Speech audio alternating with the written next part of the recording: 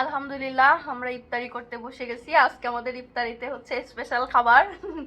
আমি খাচ্ছি এই যে গরুর তেহারি, যেটা হচ্ছে সর্বশ্রেষ্ঠ মজার গোশত, যা হচ্ছে কি আমার মা খায় না। কেন খাও না মা? তুমি তাহলে মুসলমান হয়েছে না, গরু গোশত একটু খাতে। এনদে খায় গরু গোশত, এনদে একটু করে ভাত খায় না কেন? এই যে মার জন্য আনছি পোলা কুকু। তুমি পোলা কুকু খাও। আমি খাই না ভালো। আর টাইমের হচ্ছে কাচ্চি, আর আমার হচ্ছে তেহেরি, আর মার হচ্ছে পোলা কুকু। তাই খাবা আজকে, এটাই ইফতারি। আমি আসতাম কেন?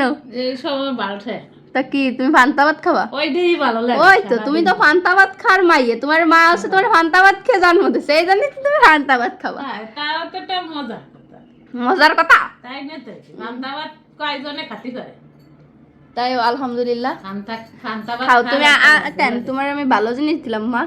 না, এইরকম ভালো জিনিসই তোমার দরকার। তাই এরপরে তো প্রতিদিন ফান্তা ভাত দেবো। ওইটাই মজা লাগে। ফান্তা ভাত দেবো, আমরা সবাই এই খাবো, মারে ফান্তা ভাত দেবো। আর আমি এই যে গরুর তেহেরি খাচ্ছি।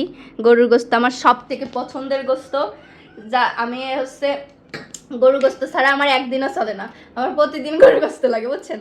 আর কিছু মানুষ এসে কবে না তুই তো বেশি করে খা, আমি তো বেশি করে খাবো দেখেই মুসলমান। হ্যাঁ না, বানবানি পরে খাইনি, তারপরে নাকি বেশি করে আমি খাবো নাকি কমা?